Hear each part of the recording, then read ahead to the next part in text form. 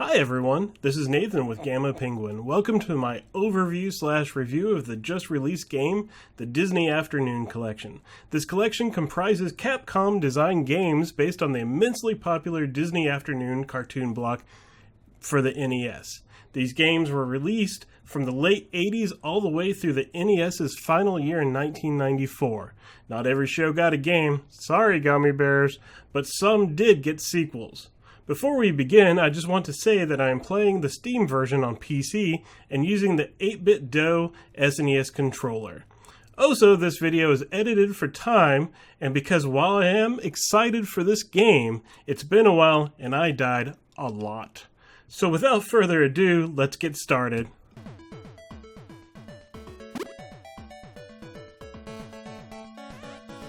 You just gotta love that theme song.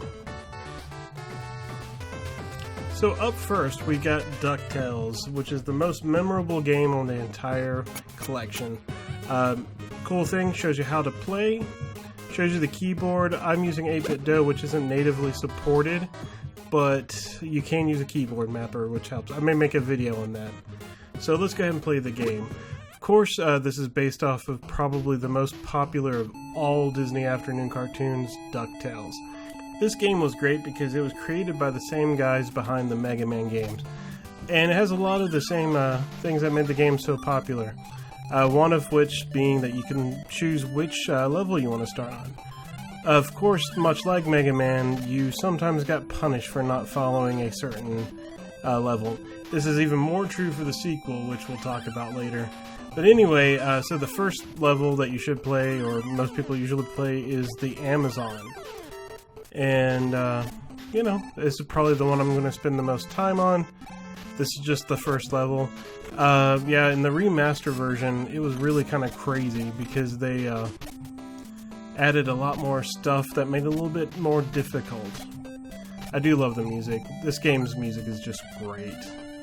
Anyway, so the show was really cool. Alan Young did the voice of Scrooge, which he did the voice from like the late 70s, early 80s, all the way up until they did the remaster. He came back in his 90s. He passed away about a year or two ago. Really sad. He was also Wilbur and Mr. Ed, if you've ever seen that old black and white talking horse show. Anyway, so the mechanics of this game are great. The controls are fun. The music's cool. What's not to love about DuckTales? And I mean, I would say this is the most popular. I mean, I think for a lot of people, they played this one and they may not have heard the other games. I think Chippendales probably the second most memorable, which we'll see that one here in a little bit. Anyway, I'll let you watch a little bit of the gameplay.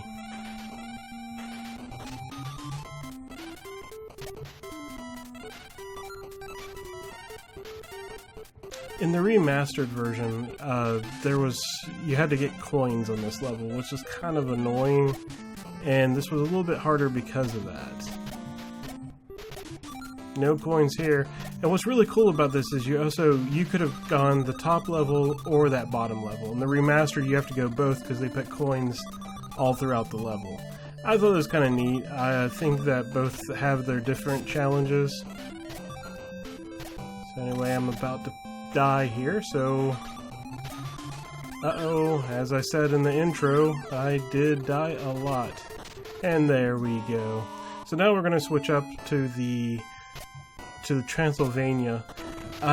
This is one that I think you may have to come back to, even if you beat it. I just love the guys, though. The suits of armor, the little skeleton guys. So you also, other cool thing, you meet, you know, the characters in here. The nephews, Webigail, Mrs. Beasley, and Robo-Duck, and Launchpad, of course, plays a lot. And I love that you also have to defeat the Beagle Boys. So there we go. And I love the music. The music design and the fact that it's remastered just is great. Later on, I'll show you one of the bonus features on the game, which is a what used to be called a sound test, but it's all the music from the games put into albums. So I love that mechanic for beating it. I mean, this is just a fun game. Full of secrets and just all kinds of cool stuff. So I'll let you guys. Of course, I like how you can use the mirrors for transporting. As I said, these are shorter, so there we go. Now we're going to go into the mines. And this is one of the ones where you kind of needed to... It's going to send you back because you don't have the key. But fortunately, as you're going to see, I include it. It sends you to Transylvania, and here we go. The key is not very far. So I did stop the game and restart it every time. When you hit the back command, you get a nice little kind of a finishing thing, a selection that allows you to quit back to the main menu. But this time I got the key, came back, and just show you some of that real quick. So the nephew's gone.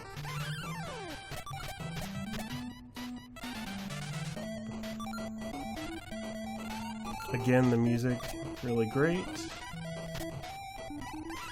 Golf swing.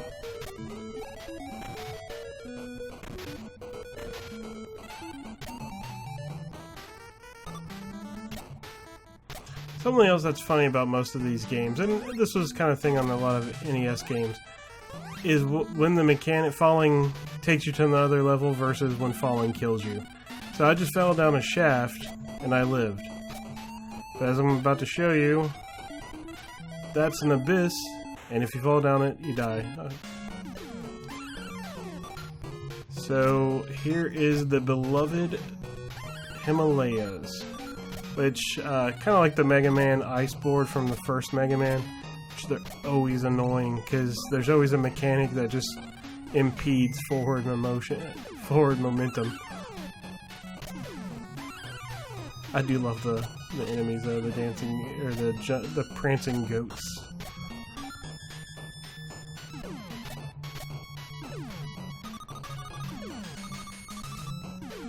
Let's skip him. Here we go. Again, music, and there's that fall mechanic. Falling 4 boards, 5 screens doesn't kill me, but other ones, if I fall even 1 screen, I die. And the Mega Man guys really enjoyed ice. Okay, so I believe this is the final one. We're now on the moon. The moon was the final level, and this one you kind of needed to really go back and do the other boards. While the others were suggested, this one was kind of mandatory. If I remember correctly. I love the enemy sprites. They're just awesome.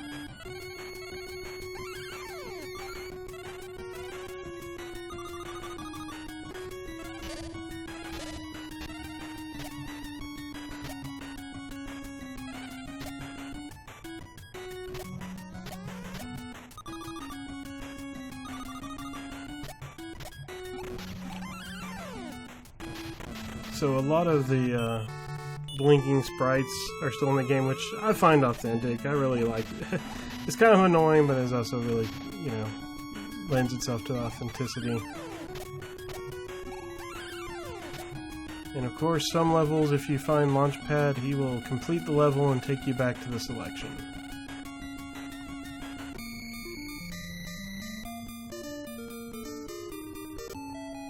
And there we go. So that's what the end of a level looks like. How much money you...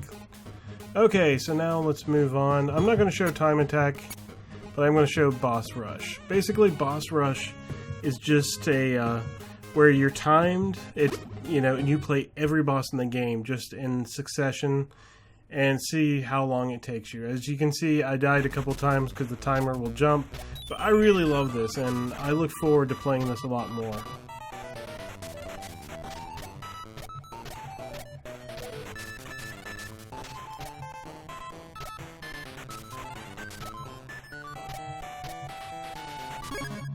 And there we go. So now it just kicks you right into the next boss.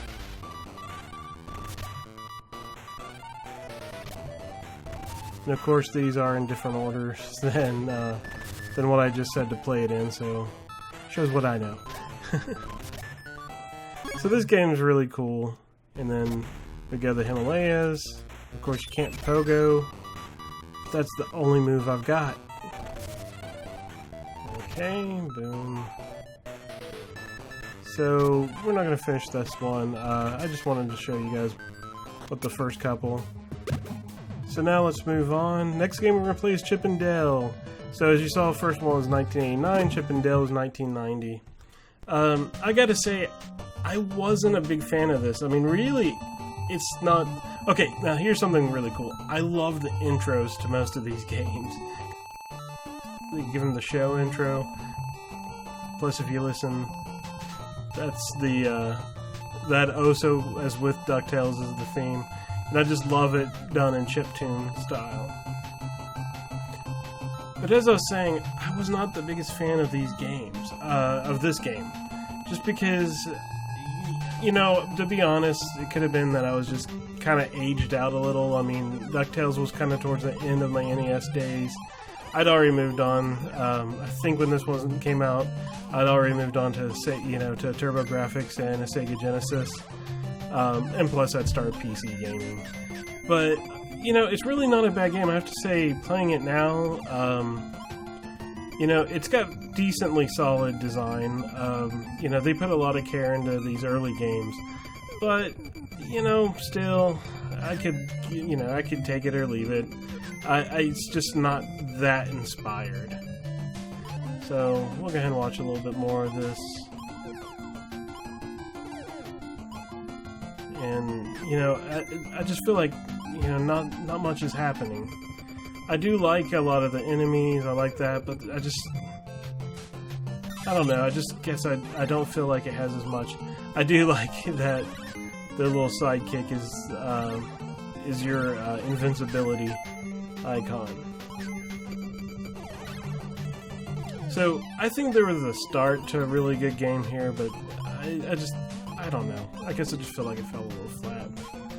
So, I'll kind of be quiet, let you guys listen to it.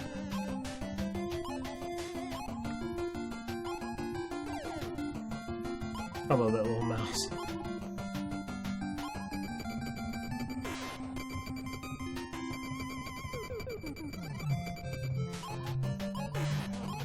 So, and something else I should mention, really, I think this game is it's one of those games, to really have the full effect, you have to play two-player.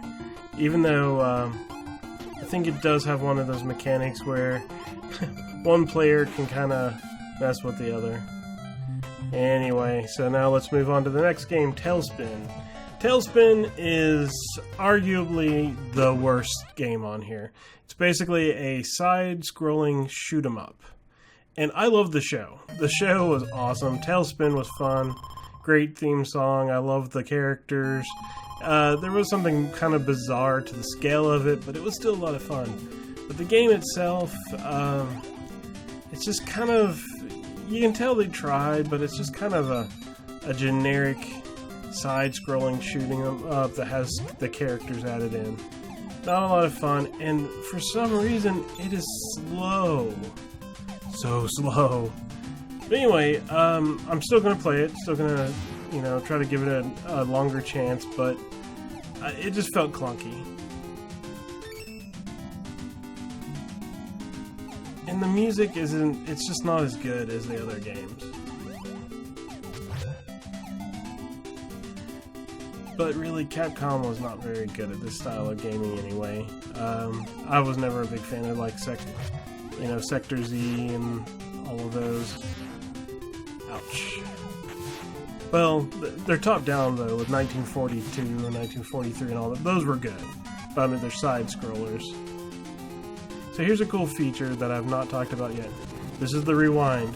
So if you rewind, it actually rewinds the exact game you were playing. So if you die and you're in a shot, rather than having to start all over, you just rewind it and then let it go, and you can try to make the correct shots that time. That's a really helpful feature. It's nice to show it here. And so, as you can see, I used it a lot to kind of get further along on the board. But we're going to go ahead and jump along to the end of the board because it's very repetitive. Kind of like Chippendales, very repetitive sprites. Here we go. This was fun. And this was getting near the The end. Now let it die.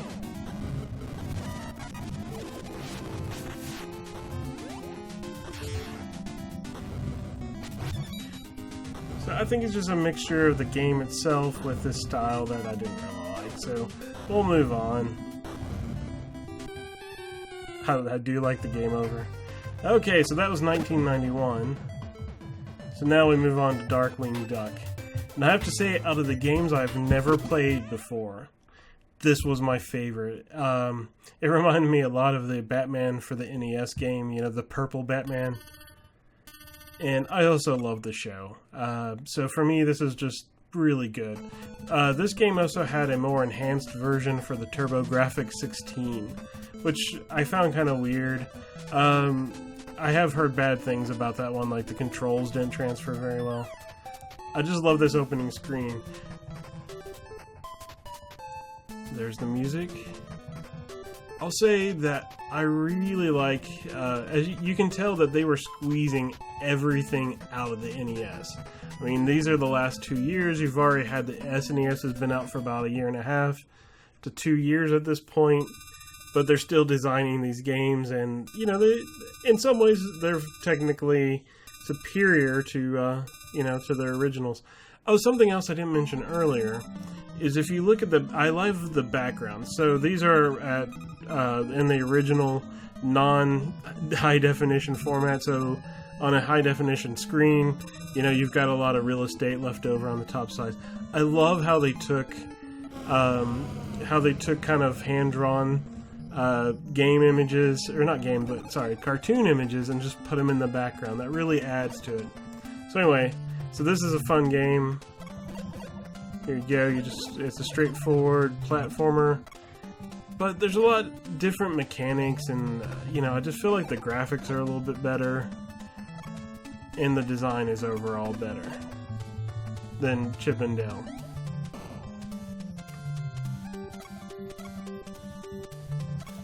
So I let this one play for a little bit.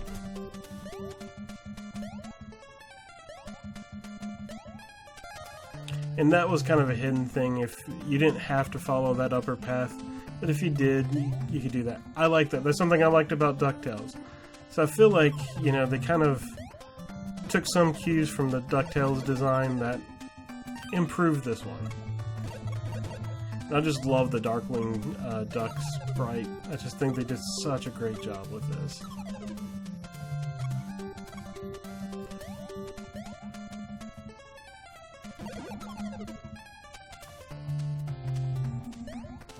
But at the end of the day, if you're not much of a platform person, so I use that to go back. If you're not much of a platform person, this is kind of just that. I mean, you know, you're not really going to find some kind of, you know, oh my gosh, I love platformers now if you don't love platformers.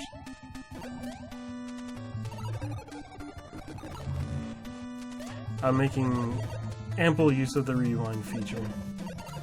So also, you know, these games are a bit harder. You know, a modern game, you're not going to be as frustrated with. Because these, you know, it wasn't, a lot of people say, well, it's game design, but it's not just game design, that's part of it, but it's also the fact that, you know, some of these were just limited. You know, how button presses were handled by the systems themselves, you know, it really made the games harder. Okay, so now we're going to go into the boss, and that's going to be the last thing I'm going to show you. So the boss, I love this. So I love this boss mechanic. Basically, you have 3 lanes that you can pick, and he's on one, and he'll always run away from the one you're at. But his henchman always picks you know, is always at the top throwing a banana. So if you stay still, you're gonna get hit with a banana. This is what happens when you actually finish a board, which I did, so I guess that's the other reason I like it. Out of all the games, it's the only board I finished for this review. So, let's move on now. And also, you had a board selection, which was great. So now we move on to the last 2 games, which came out at the end of the NES. As a matter of fact, I'd say very few copies were sold. So on DuckTales 2, they actually used a lot of the things they learned from others. Something I really didn't get to on Darkwing Duck that made it fun was you also got to choose from a map. Well, that's what they did with Darkwing Duck, or I'm sorry, with DuckTales 2. As you can see here, that there's things moving around, and it tells you where to go. Honestly, I like the original of the screen because I didn't have to go out through all this narration of, oh, well, this is the reason you want this one. So first we're going to look at Niagara Falls. And so each of these are just new levels. Other than the screen selection, the game itself is pretty much the same, which, nothing wrong with that. It just unfortunately was released as the Nintendo was going out. And so I had to go to Scotland. I love Scotland and Scrooge McDuck and all that, so I just had to go there. Anyway, so it's more of the same. They did try to add a couple of new features with, like, talking to everyone. And, of course, I can't remember his name right now, and I hate that, but their inventor is also in this game, and he gives you a couple of new things. This game, as I was saying, you're going to run in, and you'll see here in a second, you're going to run into a lot more not being able to do them out of order, because you have to get, like, kind of, this one does more Mega Man, where you have to get a certain type of tool. And so now we've, sorry, the editing's a little out here. So this is Niagara, so I apologize, I accidentally inserted Scotland into Niagara. But anyway, so this one's even more about, and he's going to say, yes, Gyro. Sorry, I couldn't remember the name. But anyway, Gyro's in here and he gives you this stuff. But anyway, it's kind of like Mega Man in the way that you have to collect certain abilities and then go back and to the other boards and complete the board once you have those abilities. Like one is the iron blocks, which is kind of annoying. Like right there. It's really kind of annoying. And there's Webigail. She tells you Gyro's trapped.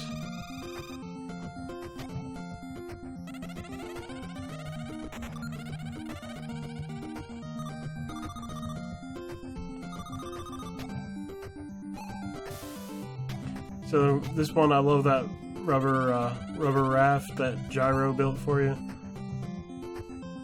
Always remember to duck. So there's Gyro, and now he's going to give us the ability to break those iron. But as I said earlier, I'm getting out of the game and coming back in, so I had no use for them. And also, I don't want to show too much. I just kind of want to give you guys an idea of what these games are like, and not really show you everything. This is not a Let's Play.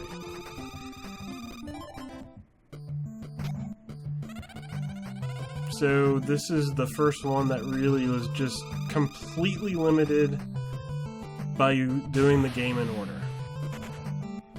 Kind of cool that you had a cutscene.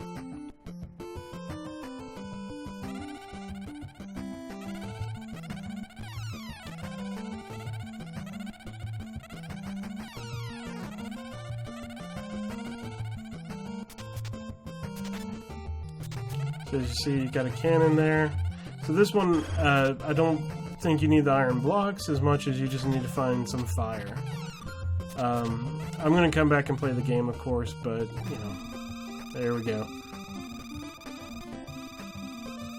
So now we are going to go into kind of their island / Atlantis level.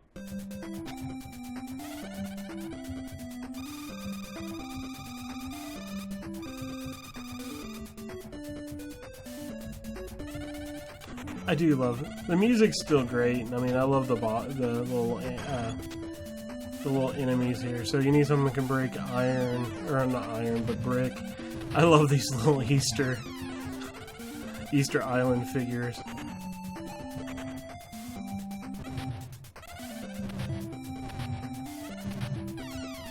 So of course that rewind feature is available in every game.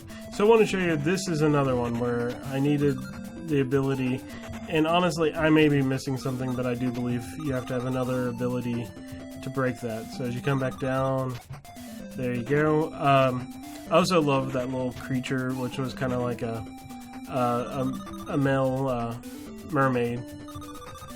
See if I show him again.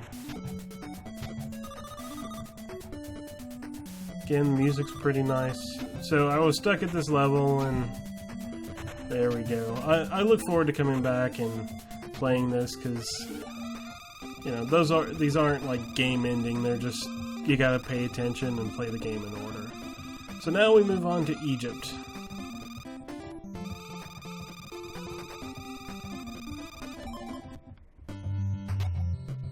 Yeah, shifting sands.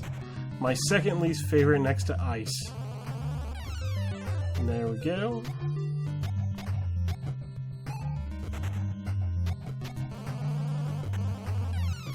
Boom. And there's an iron block. So what does one do when he reaches an impassable object? He goes and finds his fate in the sand. So long, DuckTales. That was 1993. So now we move on to Chippendales 2. Sorry, went a little far there. 1994, this was released months before the final game, which I believe was Wario Woods, and December 1994. It is kind of a shame this released at such a kind of dead part of the NES, because check out this intro screen. This is really cool. I have to say, well, I'm not a big fan. I gotta say, I love the way they did this. Love the end of the music. As I said, these games are probably better played in two-player cooperative, just because you get to play as Chip and Dale, and as I said, you can. I believe there's some things you can also do to each other to take away or give energy. Okay. I'm not going to show all of this.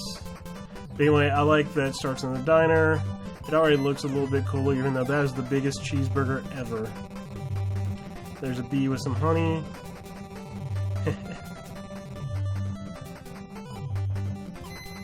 So I love the enemies. I think they really did a good job. Throws a fork at you. Excuse me.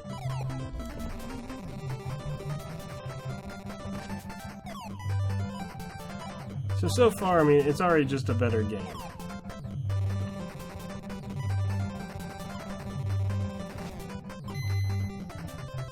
And there's second screen, you get into the kitchen, and there's some of those tricky enemies. Now you got the mouse has a spoon, and he throws your crates back at you.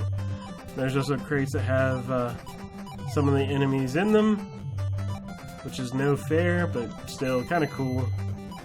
The design is just so much more inspired, and you know, this one out of all of them I think is just pushing the most out of the NES.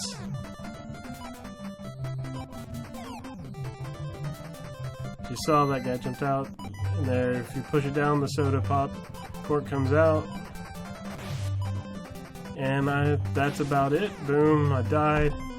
Fun game. I'm gonna go back. So anyway, so that's it for the games. Now I want to show you some special features. First up, I'm going to show you that musical feature. Keep in mind this is an overview, and I just want to give you a sample of what you get. And I think this is great. Well, sorry, not music options. So you can set your joystick. Like I said, though, they do not support my SNES 8-bit DOE controller. So. But you can set everything. You got credits for the games, your language. Now we'll go through the music. So this breaks all of the games into, like, there are certain tracks. Which, if you like chip tunes, you like retro games, this is really awesome. Like, there's the main DuckTales theme.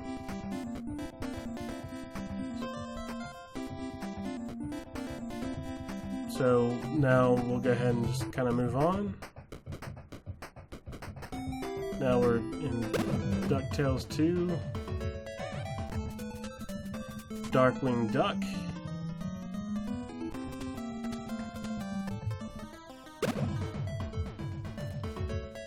Tailspin. I do love the music.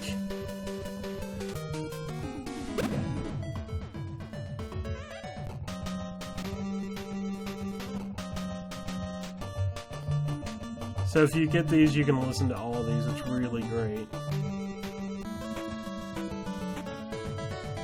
Okay, so now let's move on to gallery. Gallery goes fast. Gallery just has everything. It has the hand-drawn stuff they got from Disney to make the games, which is really cool. They've got, this is just promo art, which is just awesome. There's a lot more than what you're seeing too. I'm just cutting out. These are the box arts from the museum. A lot of great stuff in here. Really, this is just all good stuff. And then odds and ends. They've just got like things they gave to stores and to club members. Check it out. It's all great stuff. Sorry I didn't show all of that. It's just, you know, you should buy the game. I want people to check out the game. So what are my final thoughts on this game? It's great. I mean, I really enjoyed it. You know, it brings back a lot of classics, and for $19.99, you're really getting the full experience. So I suggest if you love Disney stuff, you like old school cartoons, you like old NES games, pick this up. I think I will review because I am missing Adventures in the Magic Kingdom. Well, anyway, this is Nathan with Gamma Penguin. Have a great day and keep on gaming.